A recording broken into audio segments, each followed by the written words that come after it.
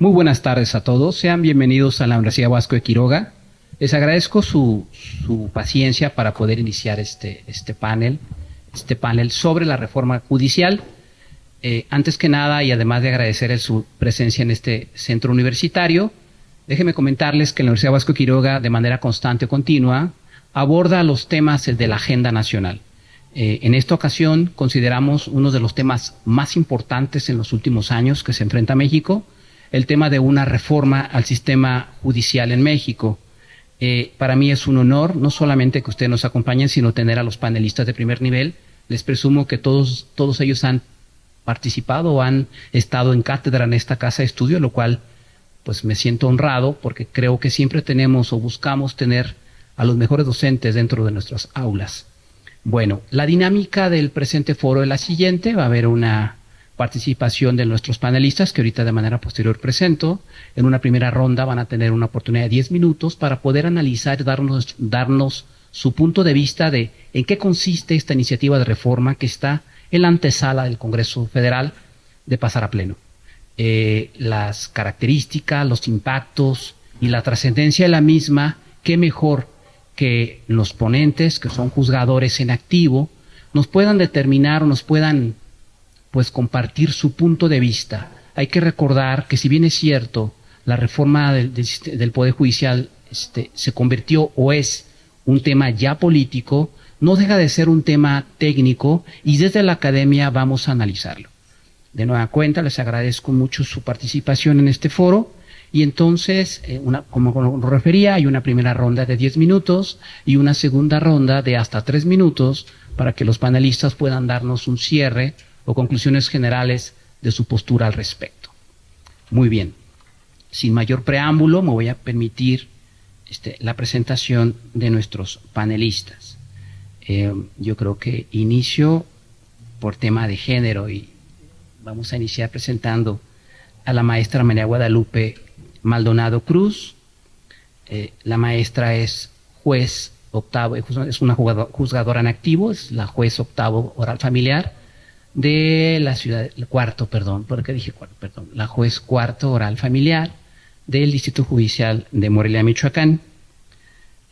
La maestra es docente de esta institución, tiene muchos años en el ejercicio de la impartición de justicia, es egresada de la Universidad Michoacana San Nicolás de Hidalgo y tiene diversos posgrados. Bienvenida, maestra, vamos a dar un aplauso, por favor.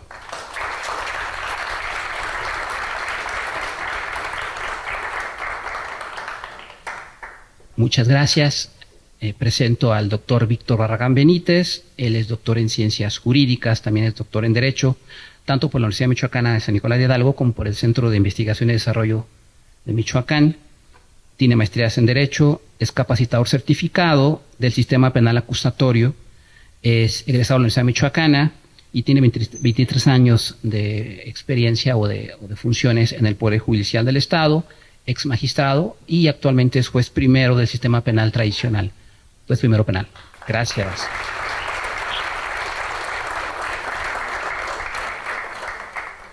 El maestro José Ramón Rocha, si lo dije bien, ¿verdad? Una disculpa por el banner. Tiene 28 años de carrera judicial, si no me corrige, en el Consejo de la Judicatura, en diversas adscripciones. 2 años funcionó en el Poder Judicial local. Él ha sido catedrático en la Universidad Michoacana San Nicolás de Hidalgo, de la Universidad Don Bosco en la ciudad de Uruapan, también en la Universidad de Durango, y también ha sido catedrático y ha participado en docencia en esta casa de estudios. Bienvenido, maestro.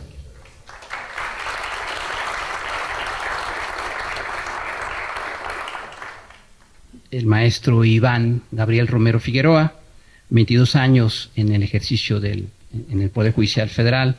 Tiene maestría en Derecho por la UNAM, es egresado también de la licenciatura de Derecho de la UNAM, actualmente estudia el doctorado también en la Universidad Nacional Autónoma de México, ha sido catedrático en la Universidad Michoacana San Nicolás de Hidalgo, en la Universidad de Durango y también ha sido o es catedrático en esta casa de estudios. Es magistrado del segundo colegiado en materia civil. Un aplauso, por favor.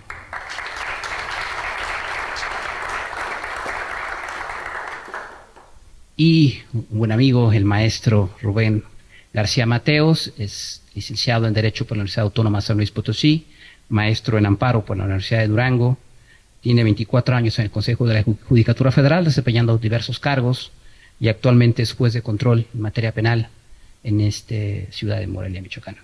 Federal, ¿verdad? Juez de control federal, bienvenido, maestro.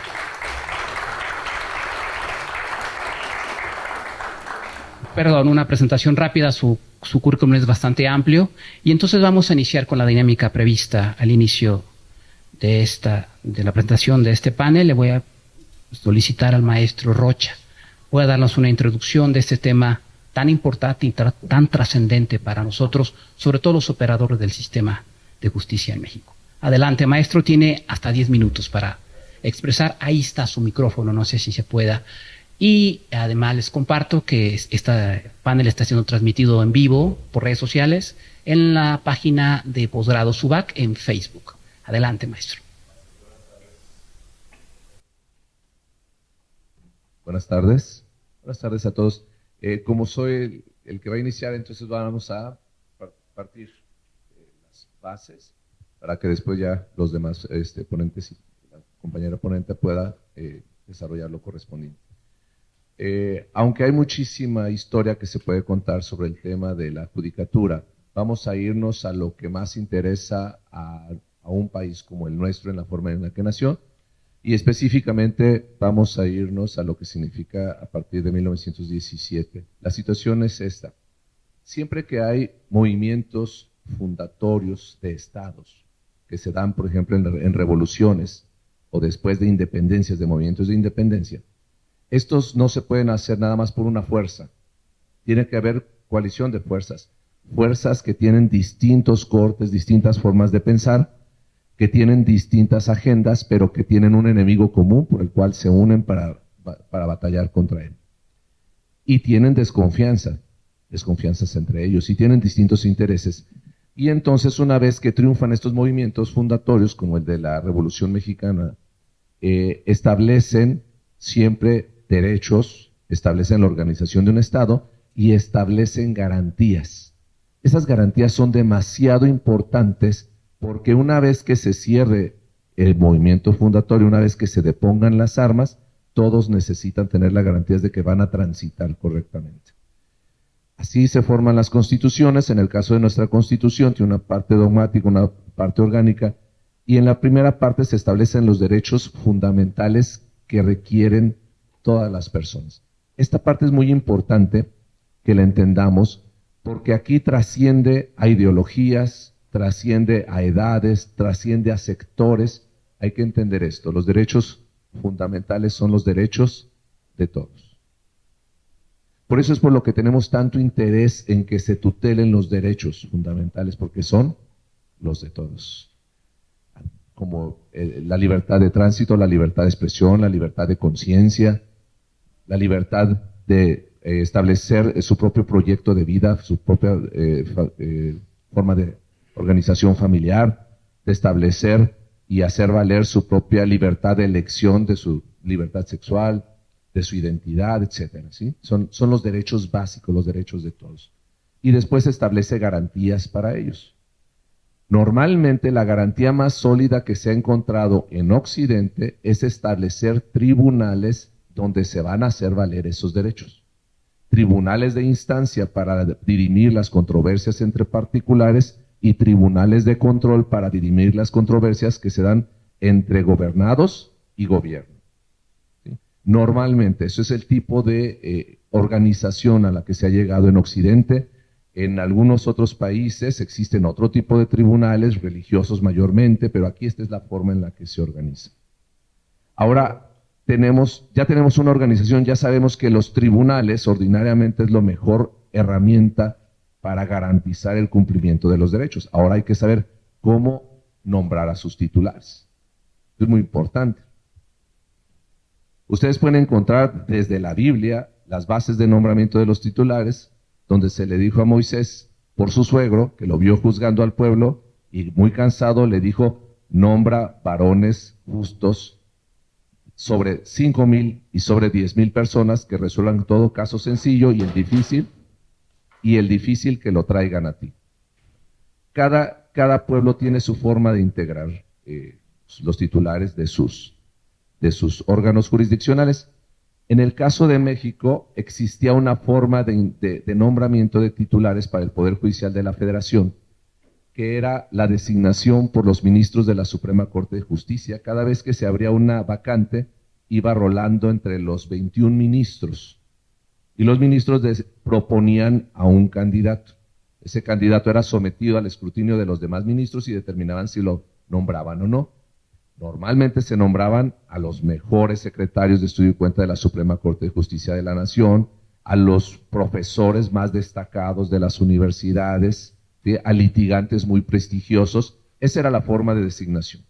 En 1994 se establece una fundamental reforma al Poder Judicial de la Federación y se determina que la forma en la que se habrán de designar a los jueces y magistrados es a través de concursos de oposición, estrictos concursos de oposición. Desde 1994 es la forma en la que nos han elegido a todos los jueces. Son concursos en donde se establece la posibilidad de que te examinen prácticamente sobre toda la carrera y te dan una posibilidad de unas 1,200 o 1,300 reactivos que en un momento nos los otorgaban para estudiarlos, después decidieron no otorgar las guías, pero te dan un temario bastante amplio, te someten a un examen de 5 horas, un examen escrito para responder 50 preguntas. Los vencedores de esa etapa pasan a una segunda etapa, que es la entrega de un expediente práctico real para resolverlo también en 5 horas. Y la tercera etapa es la presencia y deliberación ante un sínodo de 3 integrantes: un consejero de la Judicatura Federal, una magistrada o magistrado y una jueza o juez ratificado, donde tienes que responder cualquiera de las preguntas que te puedan hacer sobre la carrera de Derecho o sobre la Judicatura. Esa es la forma en la que estamos organizados. Esas son garantías de seguimiento de los derechos fundamentales que tenemos. ¿Y por qué son garantías?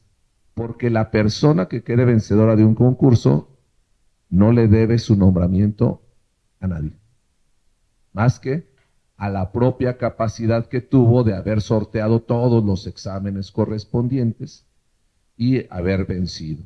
De modo que cuando está ejerciendo cualquier presión externa que pueda tener, la puede sortear con mucha facilidad porque no tiene compromisos.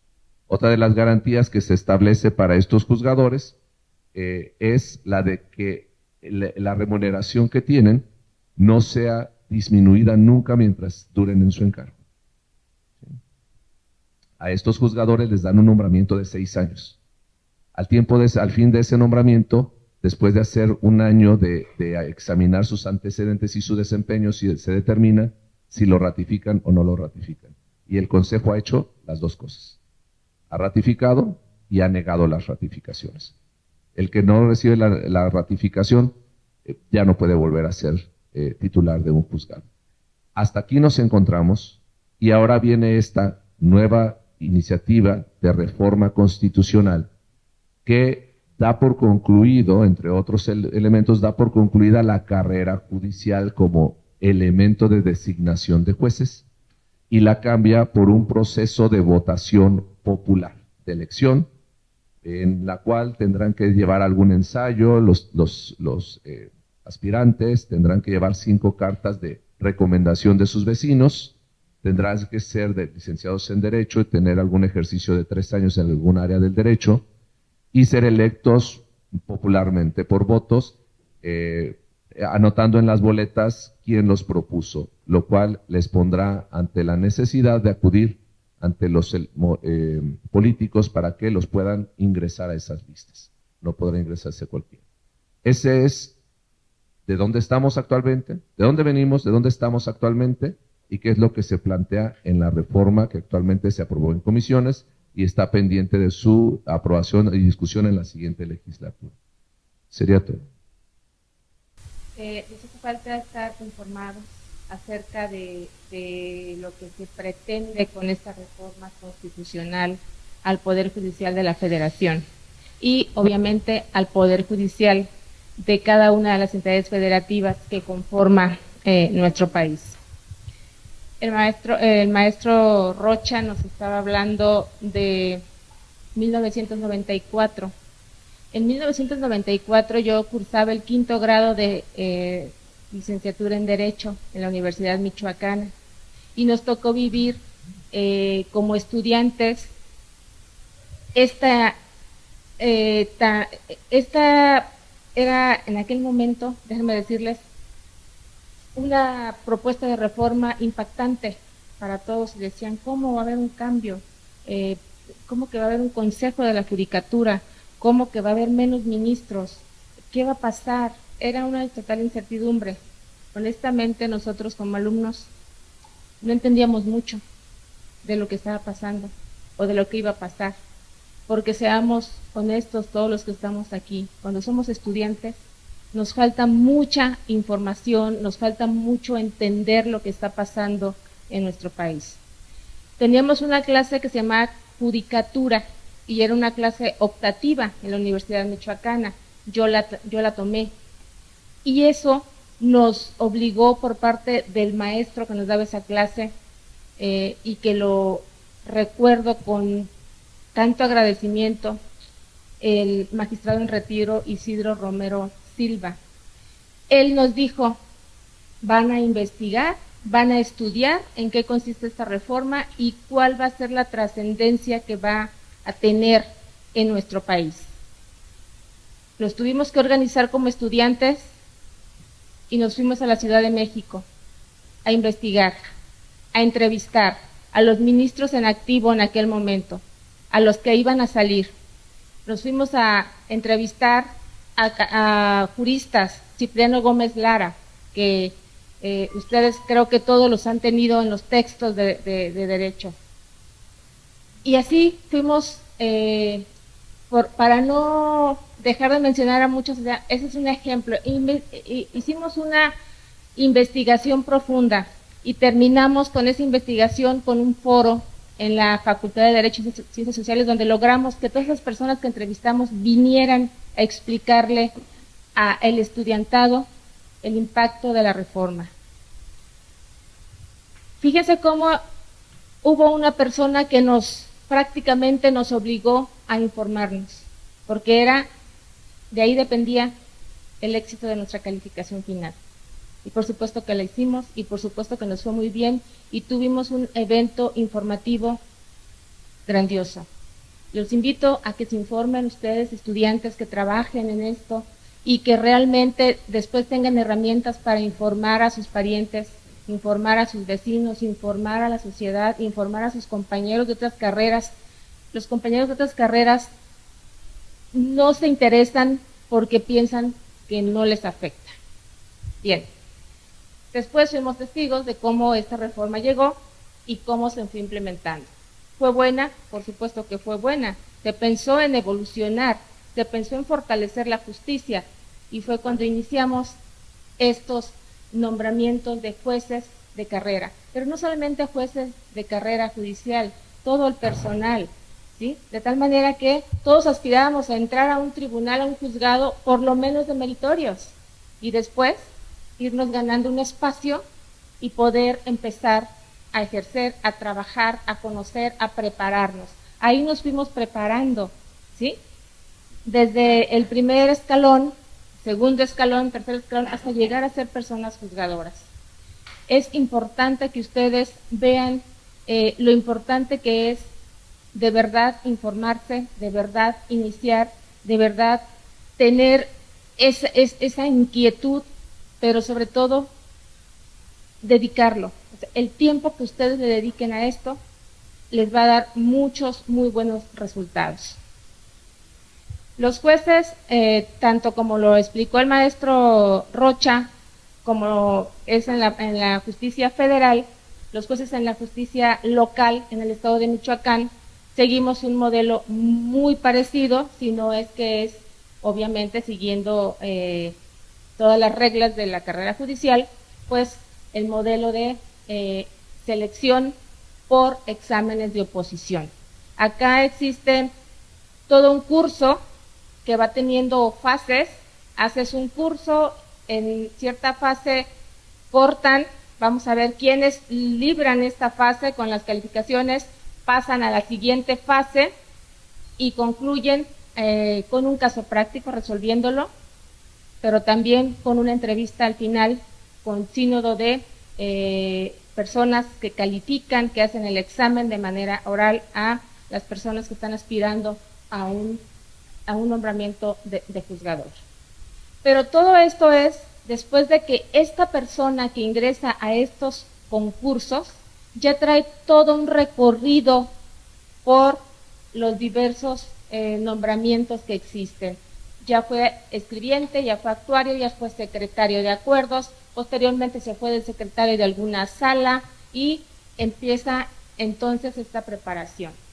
Esta forma se llama experiencia, se llama conocimiento, conocer cómo funciona el derecho, cómo funciona ser una persona que aplica y que interpreta la ley. Y yo pregunto, yo aquí veo muchas caras jóvenes. Tú estudias Derecho. ¿En qué año vas? Estás por terminar. Si te dijeran dentro de 2 días, estás en 7º semestre y vas a poder ingresar a Poder Judicial de Aguascalientes y te vamos a dar el nombramiento de secretaria proyectista, a fin que basta estudiar Derecho y ya vas a terminar. ¿Aceptas?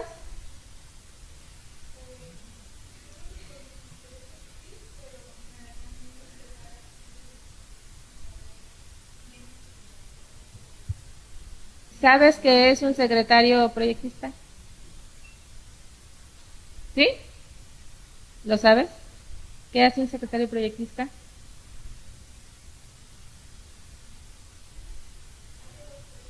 ¿De qué? Ajá. ¿Sentirías que tienes la capacidad suficiente, la experiencia suficiente para hacer un proyecto de sentencia, donde el proyecto de sentencia que le vas a presentar a la persona juzgadora con la que estés adscrita, le vas a decir que así se tiene que resolver ese caso concreto, que el problema de Pedro y Juan se resuelve así?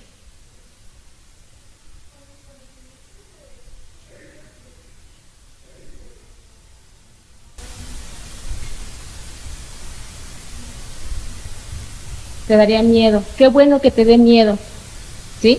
Y el miedo también es bueno, porque el miedo te ayuda a tomar decisiones, ¿sí? Y yo creo que cuando tú fueras a querer ser secretaria proyectista, tendrías que ver, primero preguntar qué es lo que tengo que hacer, y te van a presentar un juicio a resolver de 8 tomos, y te van a decir, vas a resolver este asunto que es un caso mercantil, donde se está demandando la nulidad de un acta constitutiva, ¿sí?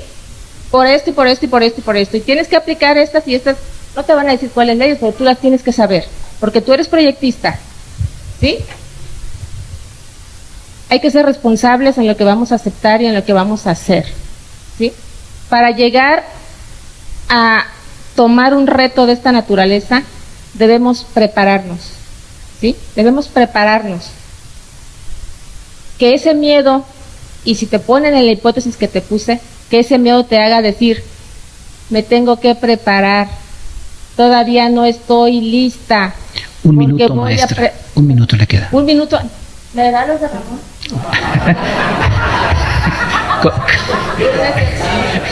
Yo creo que sí. Adelante. Bien, es una responsabilidad. En el estado de Michoacán, una vez que ya somos designadas personas juzgadoras, hay que empezar nuestro paseo por el estado, ¿sí? Y hay que salir del lugar donde vivimos. Y eso implica o dejar familia o llevar familia a donde estás, ¿sí? No es sencillo. ¿Por qué? Porque yo les cuento, yo inicié en Cualcomán, y a lo mejor ustedes dicen aquí, ¿y eso dónde es? ¿Sí? Sí, por Chinicuil, exactamente, ¿sí? Por allá, ¿sí? Y después a otro pueblo, y después a otro, y después a otro, y yo, en ese peregrinar yo tuve hijos, y me decían mis hijos, mamá, ya estamos cansados de que siempre somos los nuevos del colegio, ¿sí? Porque eso cuesta, todo eso cuesta, pero el amor a la profesión, el amor al derecho, el amor a impartir justicia, el amor a hacer el bien es lo que nos mueve de manera responsable, de manera entregada, pero sí para hacer nosotros el trabajo lo mejor posible y que cada sentencia que dictemos sea conciencia y sabiendo que hicimos lo correcto. Muchas gracias.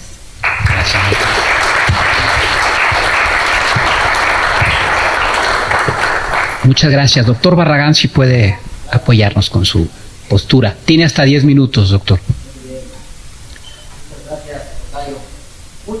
Muy buenas tardes. Vengan todos ustedes. La verdad que estoy muy agradecido por la invitación, Tocayo.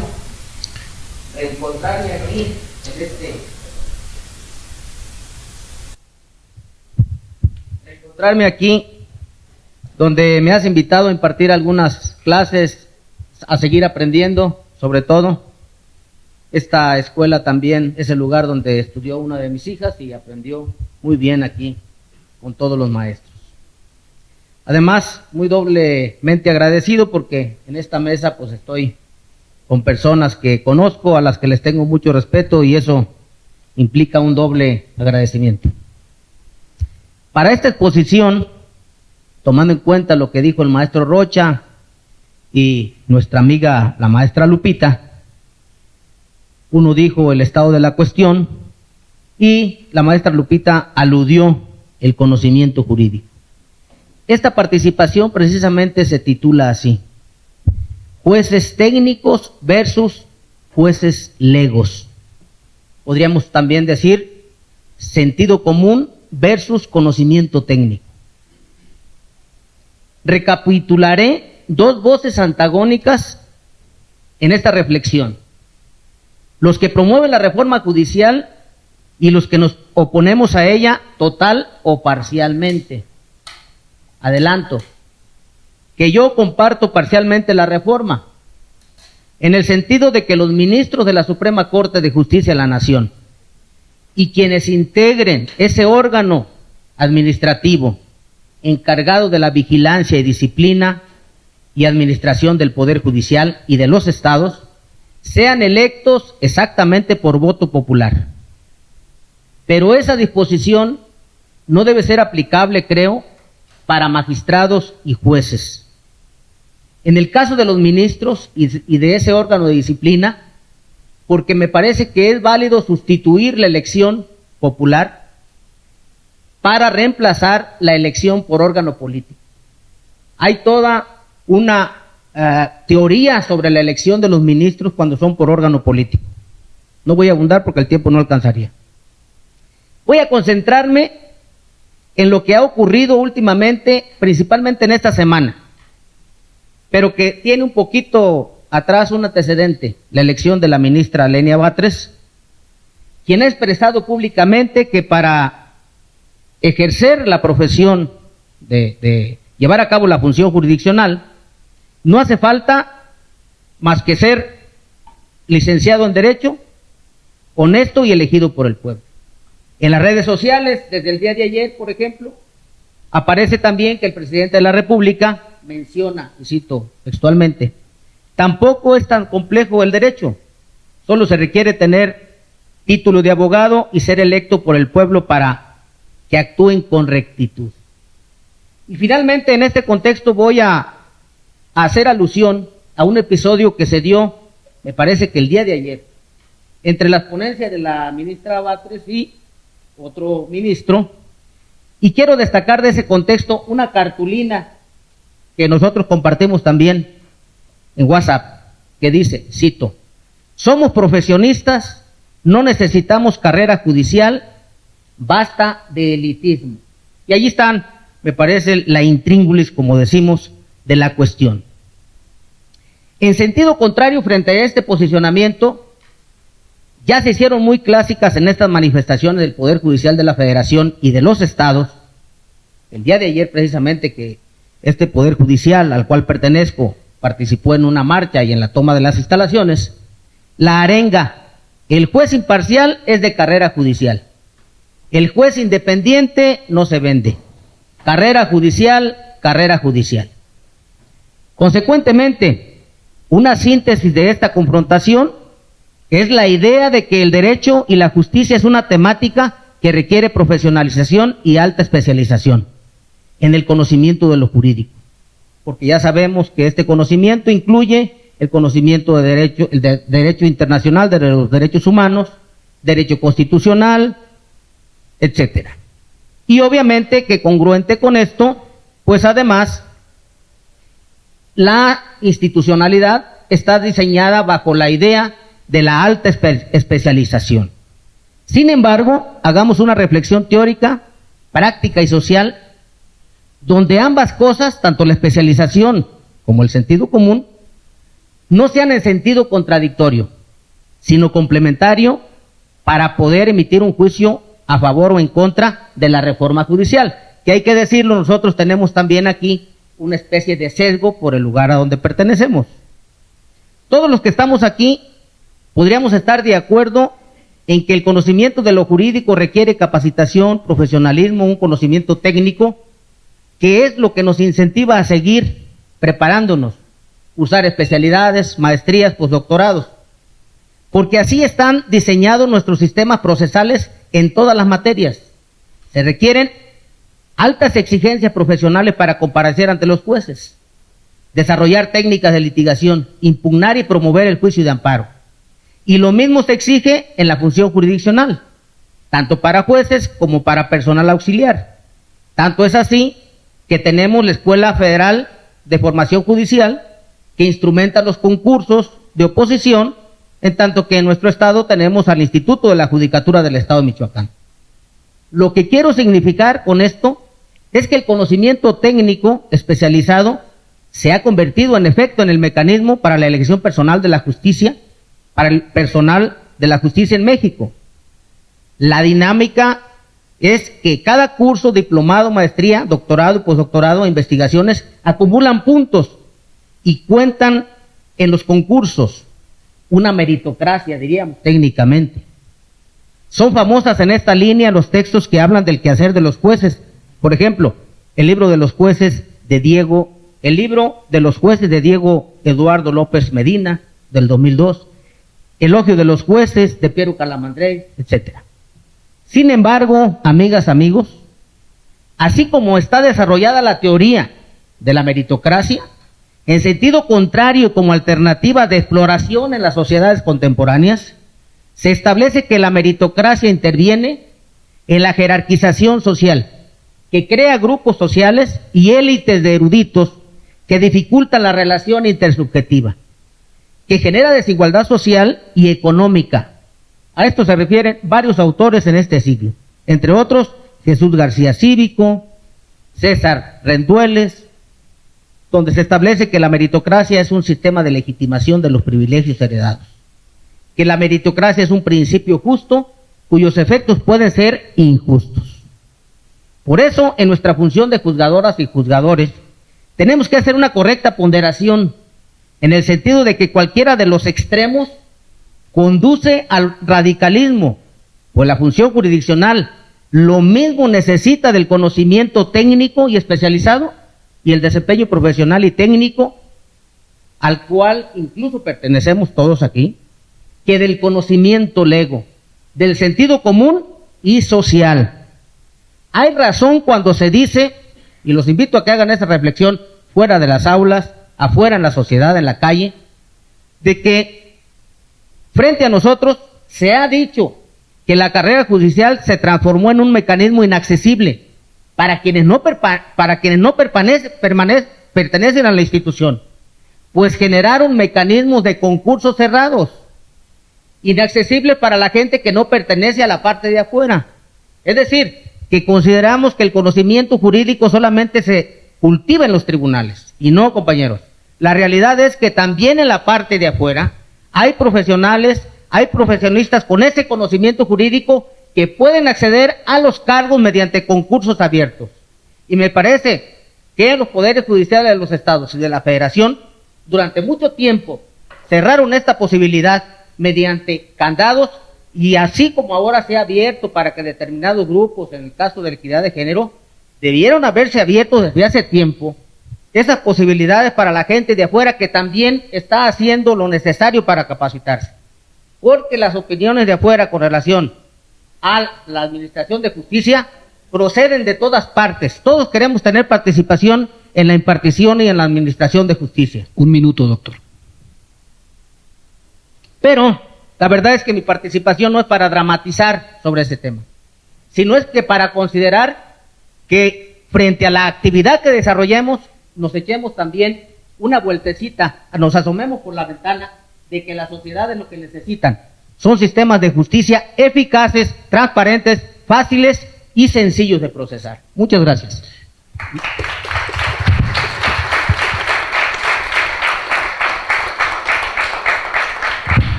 Muchas gracias, doctor. A continuación le pediría al maestro Iván Gabriel pueda hacernos su exposición, al maestro Rubén García Mateos pueda hacer nuestra exposición de hasta 10 minutos. Maestro, por favor, ahí tiene un micrófono. Ahí está, gracias. Bien, ojalá que me alcance el tiempo. Si no, como quiera, ya vi a quienes cuántos le sobraron, entonces creo que aquí me los voy a agenciar. Bien, la carrera judicial en realidad en este momento, la designación de jueces por voto popular es en este momento el tema más álgido de la reforma constitucional que propone el gobierno actual. Es importante puntualizar que ser juez en realidad no es fácil. Se piensa que se está en la época de la Biblia donde llegaban dos personas y ahí decidías qué hacer tan sencillo como es. No es así en realidad. Me llama la atención la valentía de la compañera que dice, pues sí voy, ¿no? Pues total, y aquí andamos. Muchos fuimos aventureros, ¿no? Aventados en ese sentido. Y hay ocasiones en las que compañeros de la Facultad de Derecho, al menos debe haber en cualquier lado, iban directamente a pedir una oportunidad para ser secretarios de juzgado. Sobra decir que eran compañeros de los mejores promedios, de los famosos matados, porque eso en realidad es un estudio extraordinario que realiza sobre todo en colegiado. Maestro, ¿se puede pegar un poco más? Pero es difícil que esto ocurra cuando vas a juzgado de distrito. Si bien es cierto el conocimiento es todavía muchísimo más técnico en colegiado, tienes el tiempo de razonar un proyecto. En juzgado de distrito estás resolviendo todo, pero en 2 patadas. ¿Sí? La dinámica es extraordinariamente rápida. Algunos de mis compañeros, Gustavo García Almendares, que fue el segundo mejor promedio de mi generación de 450, es juez, es magistrado ahora en Guanajuato, y él entró directamente a un tribunal colegiado por un concurso de oposición interno que hizo un magistrado. ¿Sí? Pedro Elías Soto Lara, me parece que el jubilado ya está, una eminencia el magistrado. Gustavo ahora es magistrado también. Lo cierto es que esas son las excepciones. La regla general es que ingresas en el puesto más bajo o en el mejor de los escenarios de actuario, y entonces ahí empiezas a tener un conocimiento con lo procesal del trámite de amparo, lo procesal de materia penal, y estás empezando a interesarte qué es lo que está resolviendo el juzgador, qué es lo que está haciendo el secretario. Muchos de los que estamos en el Poder Judicial empezamos desde abajo, oficiales judiciales, actuarios, y al tiempo que eras oficial buscabas qué seguía y qué podía hacer, porque hay reglas también. Puedo ser actuario. Bueno, pues a estudiarle para actuario, porque tienes que hacer un examen en México y pasarlo. Bueno, ¿y qué sigue? Secretario, ya puedes. ¿Sí? A mí en muchas ocasiones me dijeron, oye, ¿no te quieres ir de secretario a dónde? A Nuevo Laredo. Pues vámonos, ¿no? Pero además ni siquiera tenía la edad y ni siquiera tenía los exámenes, y seguramente si me hubiese ido, en 2 patadas me regresa el juez. Porque esa es otra cosa que tiene que tomarse en cuenta. El secretario de juzgado analiza lo que está en disputa legal por las partes, ¿sí?, o contra la autoridad responsable, y propone un proyecto de solución. Proyecto de solución que no alcanza únicamente con lo que salimos aprendiendo de la escuela, ¿sí? Porque uno puede decir, bueno, pero si A más A, C más B es igual a C, pues es sencillo, sí, pero hay un mundo de interpretaciones, ¿sí? Hay que darle contenido a la norma, hay que buscar la mejor interpretación, o sea, son tantas cosas. Si se trata de menores de edad, tienes que buscar el interés superior. Yo recuerdo que desde 2008 tuve la posibilidad de estar en un colegiado civil y tuve la posibilidad de promover, siempre he estado un poco, pues no quiero decir loco, pero más o menos, he tratado de innovar en lo que yo estoy, ¿sí? Desde 2008 que empezaba los derechos humanos en boga, ahora ya son un boom, yo llegaba a proponer en tribunal colegiado, ¿sabe qué? El amparo no esté para la mamá que viene como quejosa, ni para el papá que viene como tercero interesado, ¿sí? Es para el menor de edad, porque la autoridad responsable al momento de decidir no analizó esto con base en la convención de esto, no analizó esto con base en la jurisprudencia tal, con base en la ley tal. Pero si uno no sabe qué es lo que tienes que buscar, ¿sí? Ni cuál es el conflicto que realmente está frente a ti, pues entonces pareciera que todos podemos decir, sí, vámonos de secretarios. Tampoco es imposible, ¿sí? Y seguramente todos, cuando fuimos un poco más adelante o buscábamos subir a la carrera judicial, tratábamos en realidad pues de ser aventados, ¿sí? Pero llegar a sorprender al titular, ¿sí? Y creo que muchos de los titulares logramos eso y por eso estamos donde estamos. En fin, es importante puntualizar lo siguiente.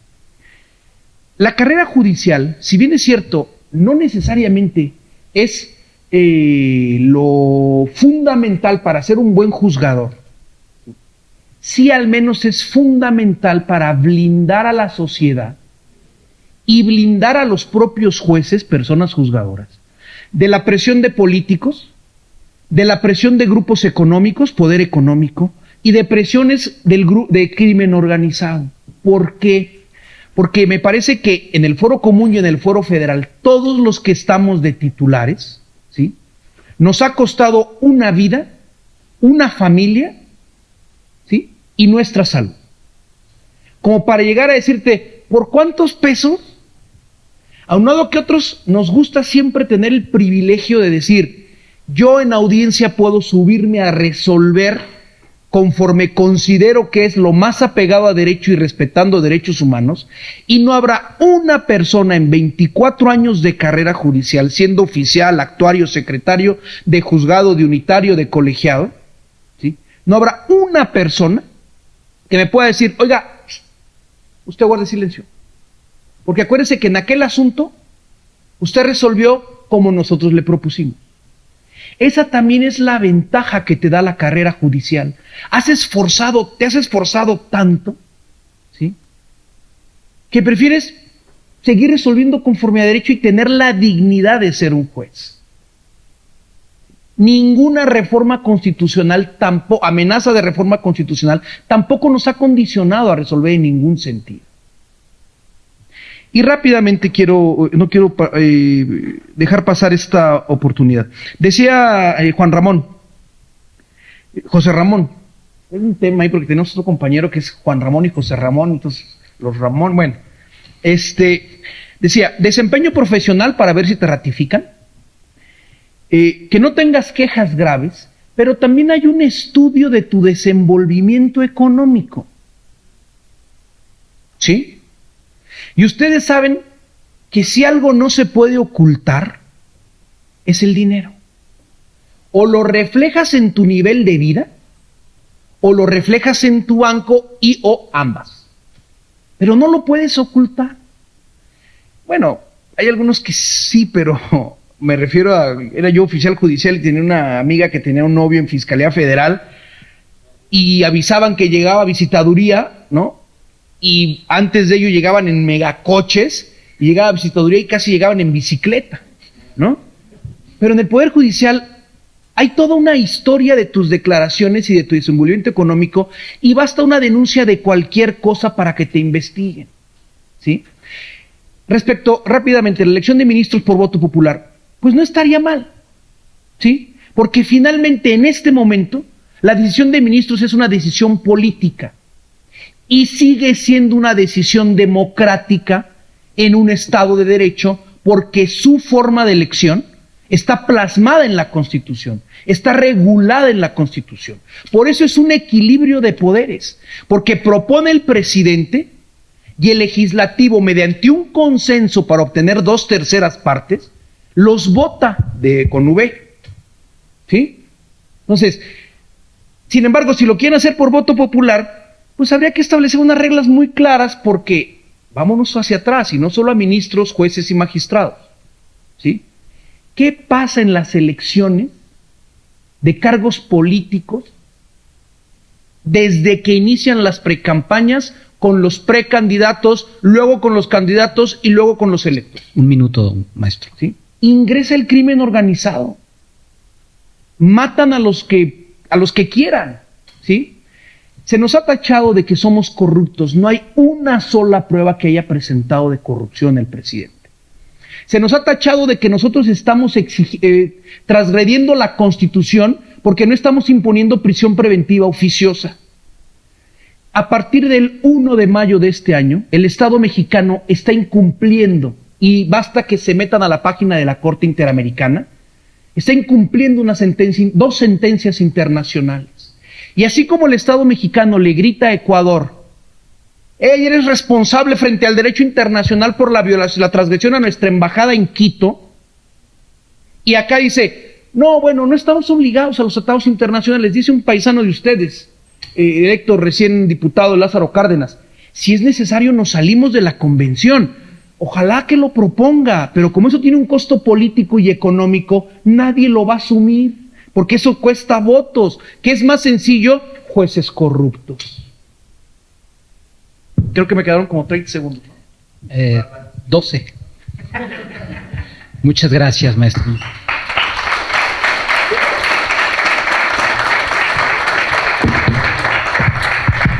Y para cerrar esta última ronda, le voy a pedir al maestro Iván Gabriel pueda hacer su exposición de hasta 10 minutos, maestro, por favor.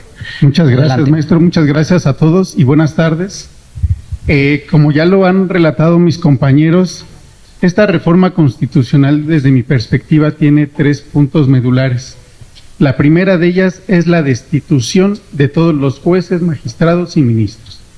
De entrada ya ahí creo que se nota la envergadura de esta reforma constitucional. A la par de ello viene la votación por voto popular de todos los que mencioné. Y finalmente viene la creación de un tribunal de disciplina. Estos 3 ejes, me parece que para referirme a ellos tendré que referirme previamente a lo que ocurrió antes. Desde hace años, cuando el actual presidente de la República era jefe de gobierno de la Ciudad de México, se inició en contra de él un procedimiento de desafuero por incumplir una sentencia de amparo. No quería cumplir. Finalmente el asunto llegó a las instancias correspondientes después de un juzgado de distrito en el cual en aquel momento yo trabajaba en materia administrativa. Llegó al tribunal colegiado por inejecución de sentencia, se fue a la Suprema Corte y ahí ya se resolvió el asunto y el procedimiento de desafuero no culminó como tal. Pero es ahí el origen histórico de todo este problema. Después llega la presidencia de la República, se emiten leyes que llegan a la Suprema Corte de Justicia de la Nación al ser controvertidas y se resuelven en su contra. Segundo hecho histórico relevante. Cuando estudiamos derecho generalmente no nos gustan materias como sociología, historia, y creemos que el derecho solo son las normas, y no, estamos siendo parte de la historia presente, todos nosotros. Se emiten las leyes y se vienen para atrás por decisión de la Suprema Corte. Pues eso también generó la molestia correspondiente. Tan es así que en el proyecto de reforma que ahora se está analizando, se dice que ninguna ley va a ser materia de suspensión. Pequeño detalle. Esperemos que las leyes fueran buenas, ¿verdad? Y si no, no se van a poder suspender en amparo. Para ser secretario y juez, además de los conocimientos técnicos jurídicos, se requieren otros como técnicas de interpretación, técnicas de argumentación, hasta cursos de lectura rápida, porque lo que hay que leer es bastante todos los días. Entre las técnicas de interpretación está la interpretación literal. La reforma constitucional dice, ¿saben qué? Y cuando se apliquen estas disposiciones constitucionales, que se aplique la interpretación literal, ninguna otra. Es decir, jueces, si en su momento llegue esto a sus manos, los amarro de manos, literalmente. ¿Sí? Bueno, creo que eso ya va marcando bajo qué ideología nos regimos. Históricamente se ha luchado mucho contra el derecho positivo y se han generado nuevas metodologías de interpretación, de argumentación, precisamente porque la ley a veces no es suficiente para resolver un caso concreto. Otro problema, la ley no resuelve todos los casos, hay lagunas y se requieren también técnicas para colmar las mismas.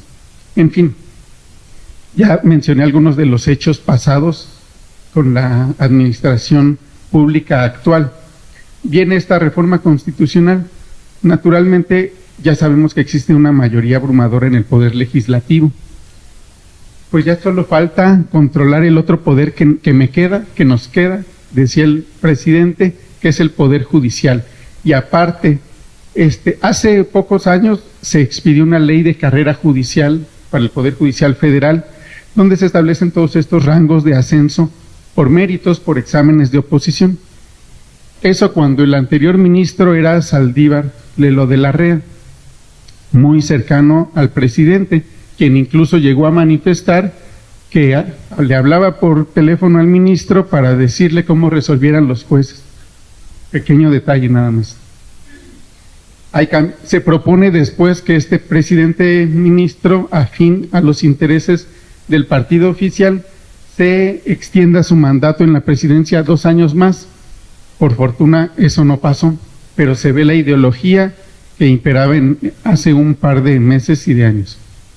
Entonces hay cambio en la presidencia de la Suprema Corte de Justicia de la Nación y se encuentra la actual ministra, quien atendiendo a los principios de imparcialidad e independencia, pues no accede a ese tipo de presiones políticas y genera ahí otra separación y otra distancia con el Poder Ejecutivo.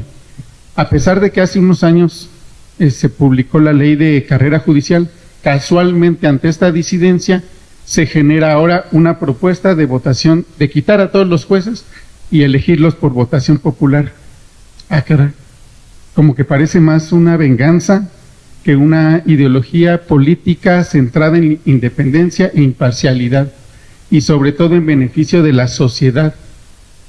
Bueno, ante eso ya vimos el resultado de las elecciones y ahora para complementar esta situación se promueve la destitución de los jueces y su elección por votación popular. Este tema desde luego puede ser visto desde distintas perspectivas: laboral, de los derechos de los actuales titulares; política, por el tema que les comento de estos conflictos entre poderes de la Unión; estrictamente técnica y jurídica, como ya se mencionó, si es buena o no la elección por voto popular, si esto va a afectar o no la independencia judicial y la imparcialidad. Puede ser vista también desde el punto de vista económico. Tan solo ya se nota cómo ha subido el precio del dólar, la gasolina y lo que se viene, como ya se han manifestado distintas entidades internacionales, bancos, empresas extranjeras, como ya se han pronunciado organismos internacionales en materia de derechos humanos también. Puede ser visto desde el punto de vista ético. Para eso me permito leer lo siguiente de un autor. José Ingenieros dice lo siguiente: los grandes cerebros ascienden por la senda exclusiva del mérito o por ninguna. Saben que en las mediocracias se suelen seguir otros caminos. Por eso no se sienten nunca vencidos, ni sufren de un contraste más de los que gozan de un éxito. Ambos son obra de los demás. La gloria depende de ellos mismos. ¿Qué queremos como país? ¿Una mediocracia o una meritocracia? Generalmente todos aspiramos a que las personas que nos gobiernan sean las mejores, no las que se eligen popularmente solamente. También puede ser Visto desde el punto de vista político, les decía, y me permito citar a Norberto Bobbio, define un golpe de Estado como una violación deliberada de las normas constitucionales, llevada a cabo por un gobierno, por un Congreso o por un grupo de personas que detentan la autoridad. Hace un par de años, el presidente de la República decía, no me vengan con que la ley es la ley. Ah, caray, pues como abogados nos enseñaron que el artículo 14 y el 16 tienen el principio de legalidad y que todas las autoridades solo están facultadas para actuar conforme a lo que dice la ley. Y resulta que eso que ha sido una lucha histórica de siglos, vienen a decirnos con que no me vengan que la ley es la ley. ¿Que no serían las autoridades las primeras en cumplirlas? Ahí se está gestando lo que dijo Norberto Bobbio, un golpe de Estado. Y si a eso agregamos el control del poder que ya se ejerce sobre el legislativo y que se pretende ejercer sobre el ejecutivo, la ley será letra muerta. El juicio de amparo, que es el último eslabón de justicia y de respeto de derechos humanos, aunque subsista en la ley, no habrá juez que pueda dictar una sentencia que la autoridad pueda cumplir. Así es de que, aunque existe el juicio de amparo, será prácticamente letra muerta para esto. Y desde el punto de vista de la sociología, quisiera leer lo siguiente que señaló Octavio Paz. El mexicano puede doblarse, humillarse y agacharse, pero no rajarse. La resignación es una de nuestras virtudes populares. Más que el brillo de la victoria, nos conmueve la entereza ante la adversidad. No sé si es cierto lo que dijo o no, pero si fuera, creo que sociológicamente hemos transitado por distintas épocas de sometimiento como sociedad que no se pueden permitir ya. Un minuto, maestro. Un minuto. Gracias, maestro. Así es de que por eso esto tiene distintas causas que no son la corrupción que se expone en la exposición de motivos, que no son los privilegios. Son garantías judiciales para sostener la imparcialidad, como es la permanencia en el cargo, la estabilidad en los ingresos y además, como decían, estamos sujetos a ratificación mediante una convocatoria pública en la que se dice a la sociedad se va a decidir si se ratifica o no este juez. ¿Tienes algo en contra? Si sí hay en contra, se inician procedimientos de investigación. Si no, se analiza aún así el material que existe en la experiencia laboral. Muchas gracias.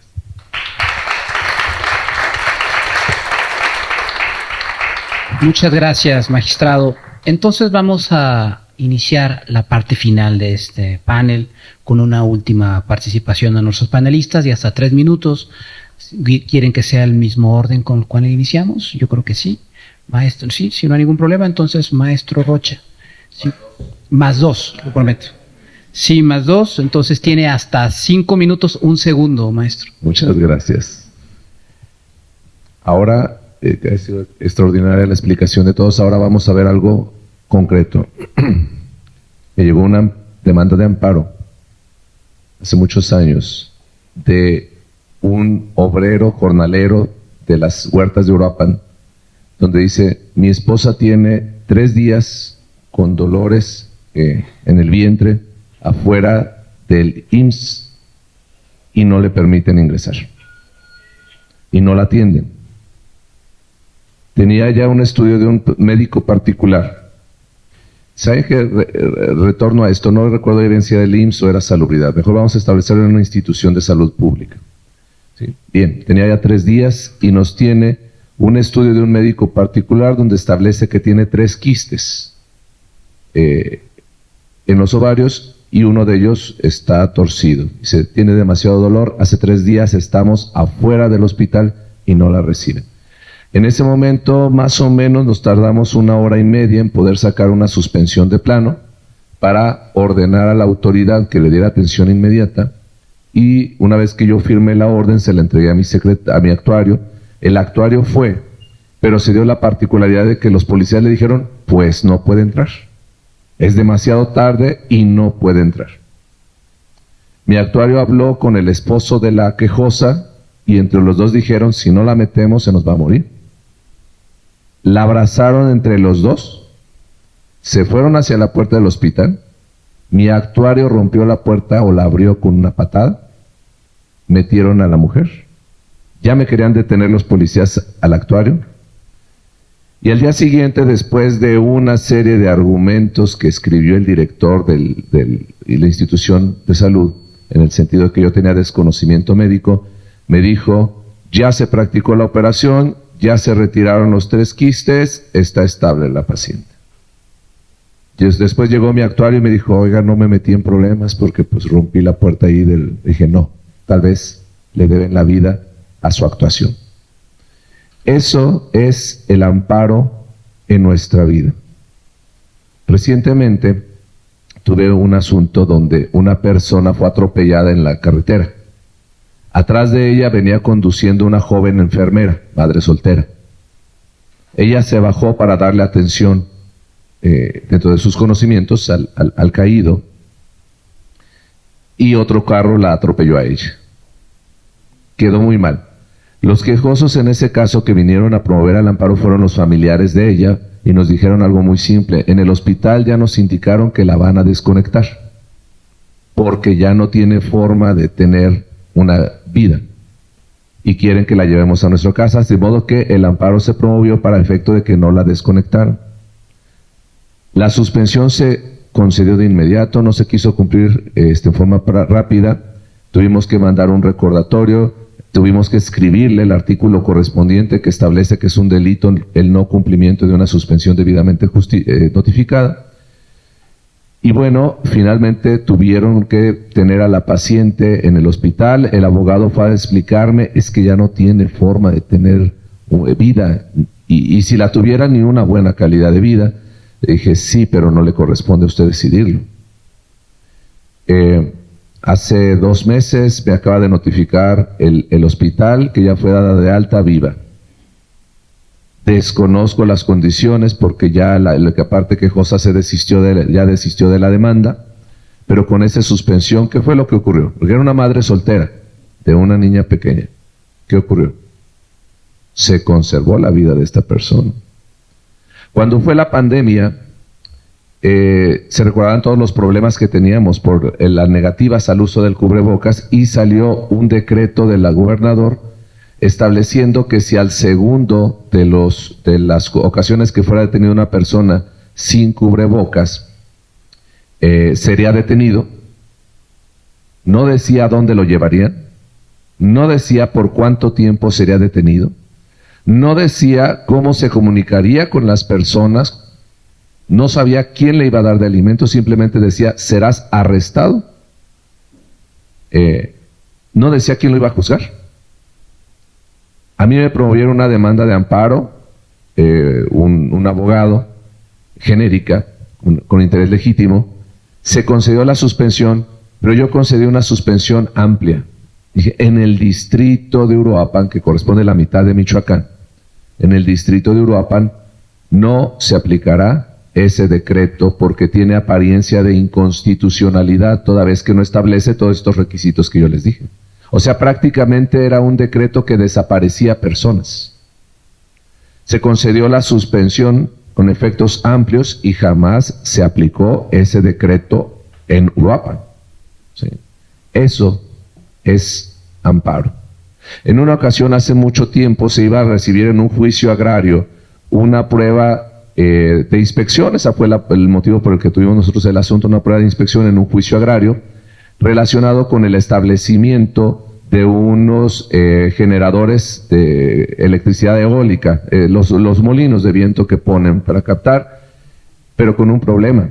Cuando abrimos nosotros el mapa, pudimos ver que estaban unas ruinas arqueológicas y enfrente estaban los campos eólicos.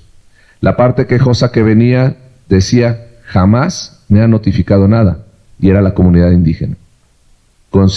Nosotros, ahí se concedió el amparo para efecto de que no se pudiera llevar a cabo la prueba si no se notificaba a la comunidad indígena, ¿sí? La intención que tenían de establecer los campos eólicos se alegaba por parte de la CFE que eran tierras particulares, la comunidad agraria establecía que no, que eran indígenas, dijimos primero tienes que notificarles. Eso es amparo. Y eso es lo que ha ofendido tanto a las autoridades y esa es la razón por la que quieren desaparecer a todos los jueces de distrito actuales, a todos los magistrados, porque son muy incómodos. Y son muy incómodos porque sus resoluciones le cuestan dinero al Estado. Pero el dinero del Estado no tiene trascendencia en función de los derechos humanos de cada una de las personas. En tanto nosotros estemos en funciones, tomen en cuenta para ustedes, para sus clientes, para sus familiares, que siempre habremos de defender los derechos humanos de ustedes. Gracias.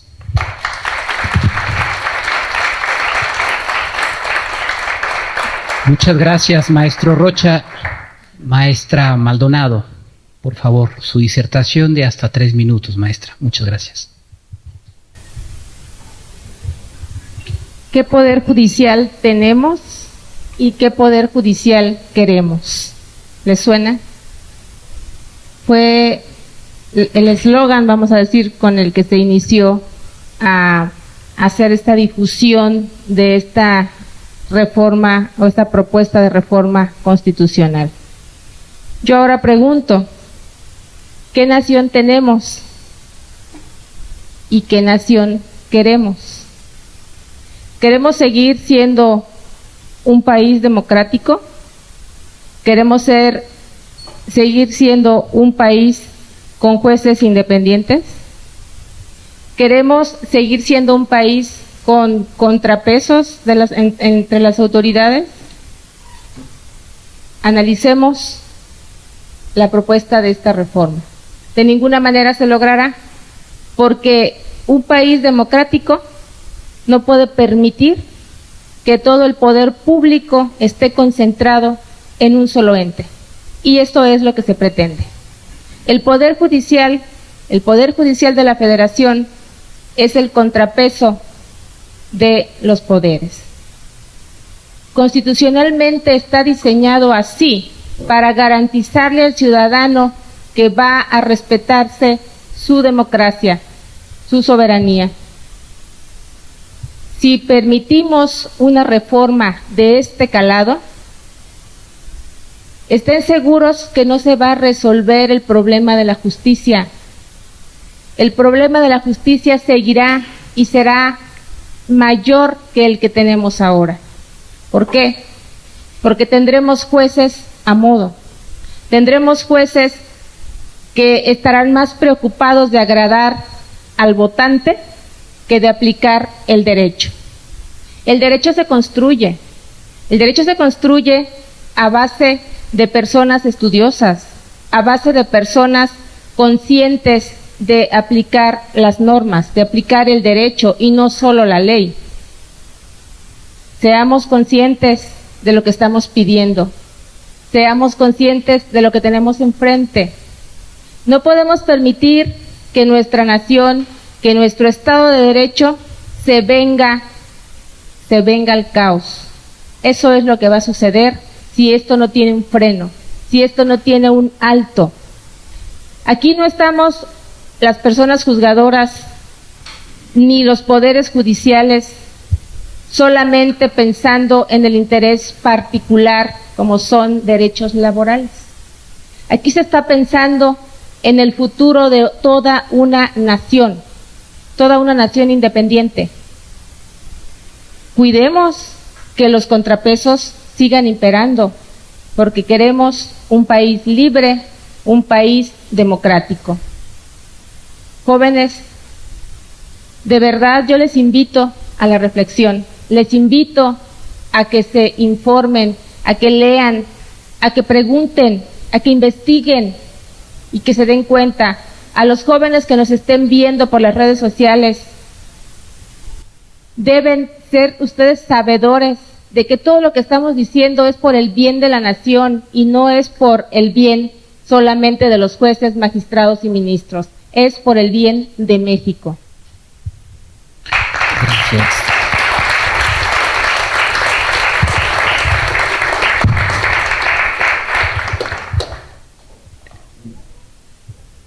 Adelante. ¿Me indicas, tocayo? Adelante.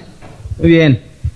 Coincido totalmente con lo que ha precedido, no estoy en contra de lo que se ha dicho sobre el conocimiento de lo jurídico, pero la elección de los ministros y de ese órgano encargado de disciplina, creo que el voto popular tiene una razón democrática fundada en la democracia participativa. Pero quienes promueven, y eso es lo que me gustaría reflexionar aparte, quienes promueven la reforma al Poder Judicial encuentran eco en el reclamo de acceder a la justicia en México porque suponen y acreditan que es costoso y problemático. Y aquí van unas cuantas líneas. Hoy los tribunales están lejos de la gente. Reflexionen ustedes, la reforma de los sistemas procesales penal y laboral generaron una redistribución de la competencia y se concentraron en las grandes ciudades.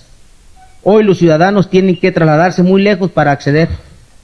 Además de que ese conocimiento técnico especializado del derecho se alejó del resto de la población, en franca situación de desigualdad generada por la pobreza y subdesarrollo que es nuestra situación como país. En efecto, no estoy de acuerdo en que la reforma judicial involucre la elección de magistrados y jueces con voto popular, porque el conocimiento jurídico es un logro no solamente de México, sino de la modernidad en los países de Occidente. Sobre todo hay que considerar nuestra región, donde se comparten intereses y problemas comunes debido a los convenios comerciales, el libre mercado y el intercambio de capitales en nuestro régimen todavía capitalista, el cual no hemos renunciado ni creo que lo hagamos. La elección de jueces y magistrados de inexpertos, coincido, nos puede llevar a un retroceso de 200 años. Pero sí es una llamada de atención, una autocrítica, para que la justicia mexicana, aún no procediendo de voto popular, debe generar una visión más amplia, conocer el contexto social, entender que la justicia y el conocimiento jurídico no solamente implica el conocimiento normativo y su relación lógica.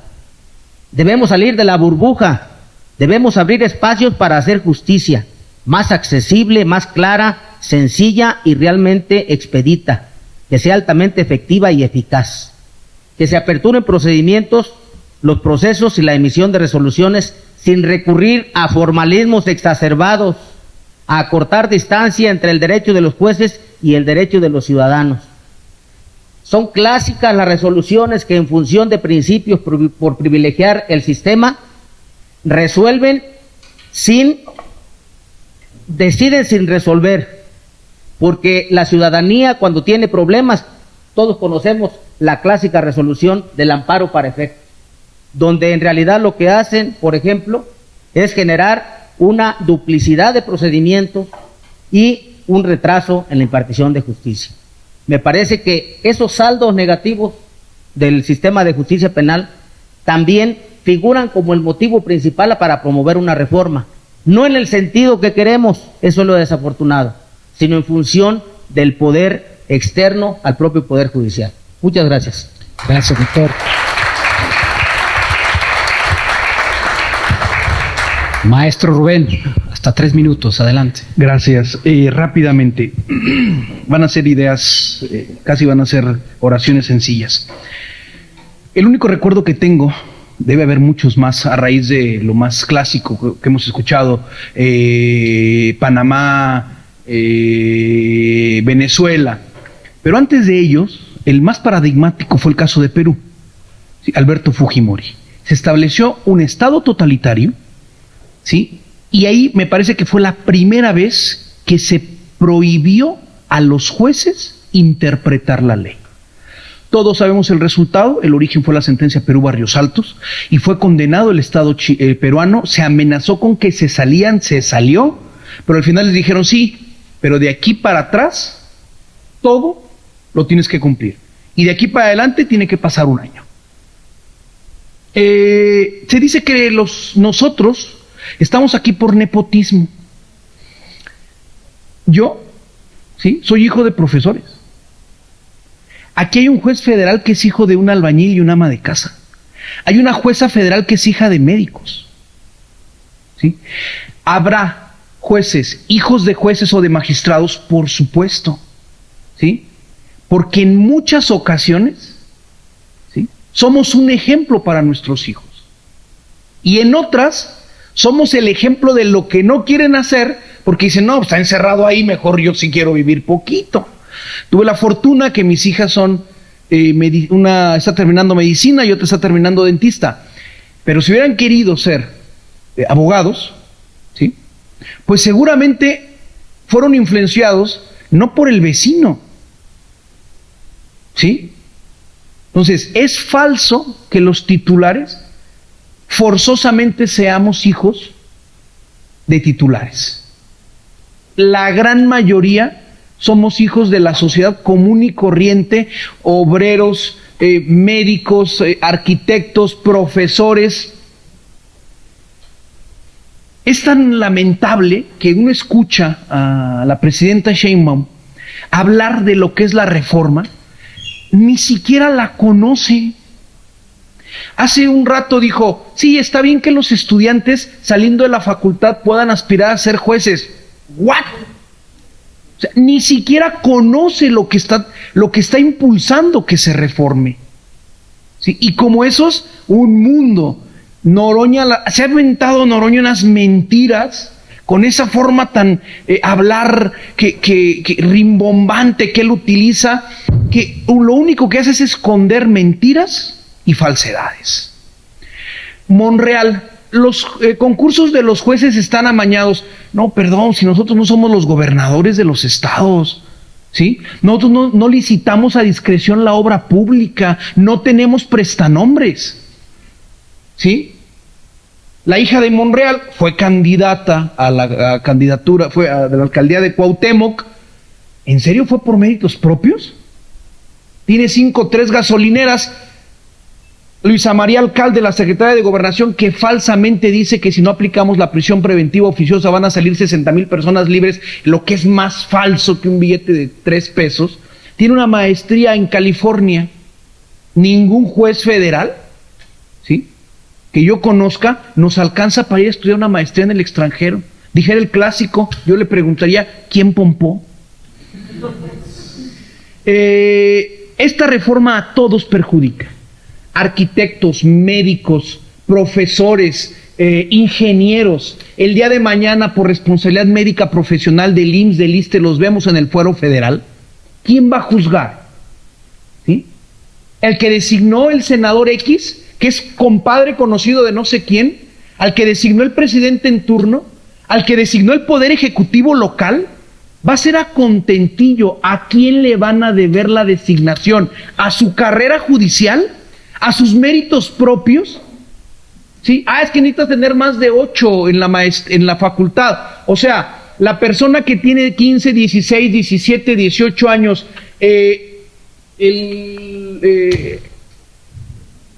Ramón, es el mismo, hermano. De ahorita, ¿sí?, de la adolescencia, va a ser la persona que va a marcar su vida cuando quiera aspirar a ser juzgador.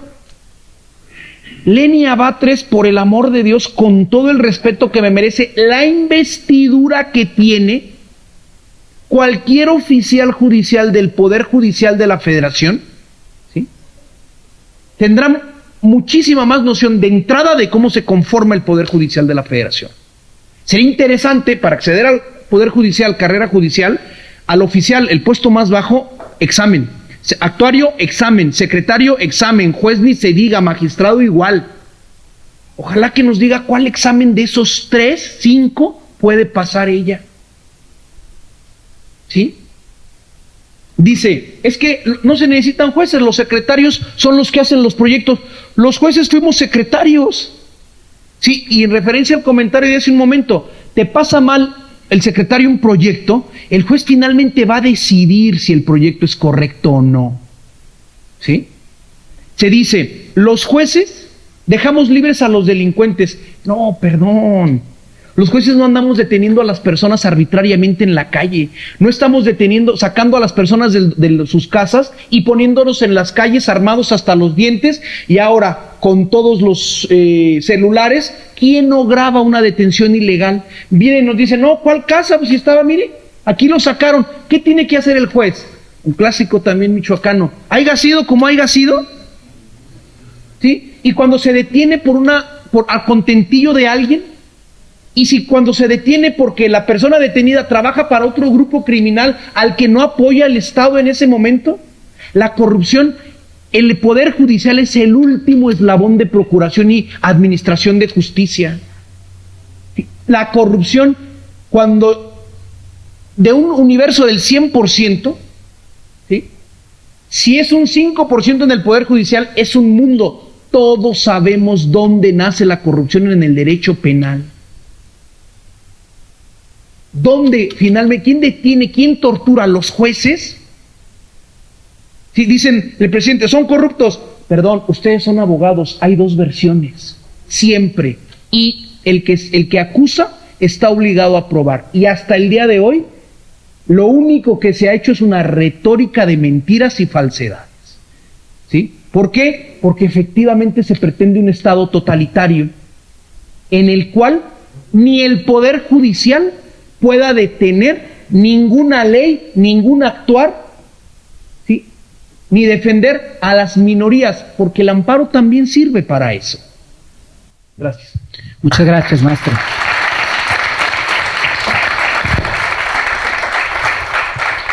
Y para cerrar, le pediría al magistrado Iván Gabriel pueda darnos su disertación de hasta 3 minutos, por favor.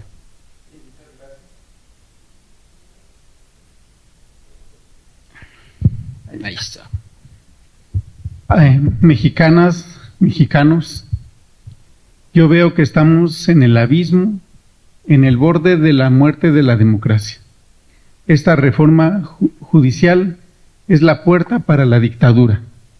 También hay dictadura de las mayorías y también hay derechos de las minorías. Los hemos invitado a la reflexión, pero sobre todo a la acción. La libertad de expresión, el derecho de reunión, son derechos fundamentales que hay que ejercer. Yo les pregunto, no solo qué México quieren, qué México queremos, qué México queremos para nuestros hijos, para nuestras hijas. Eso es importante. Veamos la historia de las dictaduras. Generan crisis económica, pérdidas de empleo, exilios, desapariciones forzadas. Señores, señoras, estamos a tiempo. Hay que defender a nuestro país y a las futuras generaciones. Muchas gracias.